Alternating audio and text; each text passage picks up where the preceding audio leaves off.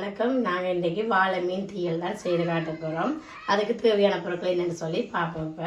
இப்போ மீன் எடுத்து கழுவி வடிவாக வச்சுருக்கு. மற்றது இது 3ஆம் பால் ரெடியாக இருக்குது. இது முதல் பால் ரெடியாக இருக்குது. புளி கரைச்சி வச்சுருக்கு. அதில் பச்சை மிளகாய், உள்ளி, கருவேப்பிலை வந்து ரெடியாக இருக்குது. வெங்காயம் 2 பெரிய பம்பா வெங்காயம் எடுத்து கட் பண்ணி வச்சுருக்கிறோம். மஞ்சள், உப்பு, மற்றது இதயம் நல்லெண்ணெய் தான் பாவிக்க போகிறோம். நல்லெண்ணெயில் செய்தால் இன்னும் டேஸ்ட்டாக இருக்கும். இப்போ செய்முறைக்கு போவோம். ஓகே, இப்போ நல்லெண்ணெய் வந்து சேர்ப்போம்.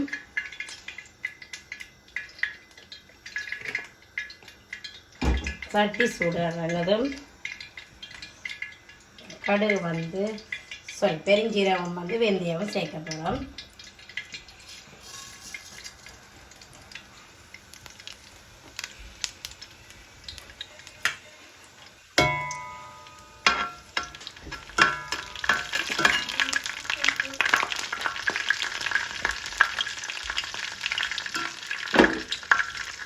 இப்போ வந்து ஆனியன் வந்து சேர்க்க போகிறோம்.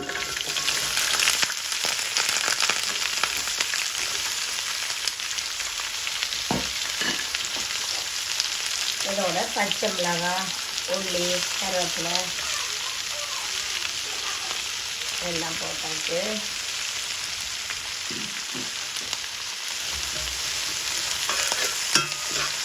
இதோட கொஞ்சம் லைட்டாக வதங்கின பிறகு மீனை வந்து சேர்ப்போம்.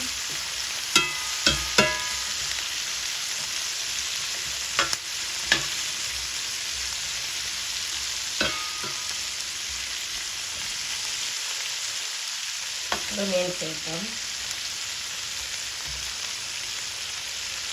இப்போ வந்து மீனெல்லாம் அடித்து வச்சாச்சு. இப்போ தேவையான அளவு உப்பு சேர்த்தாச்சு.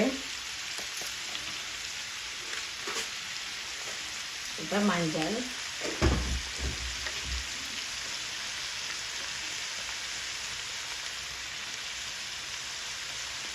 இப்போ தண்ணி பால் விட்டு நீ அவிய விட போகிறோம்.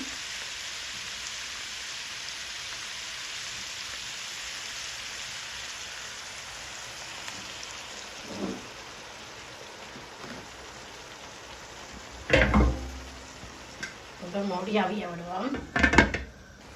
இப்போ வந்து மீன் வந்து அவிஞ்சிட்டுது. கொஞ்சம் மீன் அவிஞ்ச பிறகு நாங்கள் புளி சேர்த்தோம்னா நெல்லம். இப்போ புளியை வந்து சேர்ப்போம்.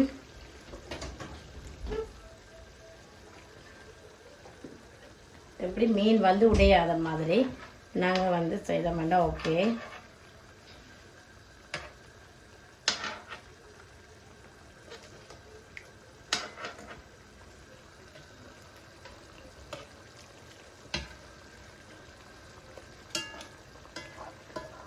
கொஞ்ச நேரத்தால் பேர்ந்து பால் விடுவோம். இப்போ முதல் பால் வந்து சேர்ப்போம்.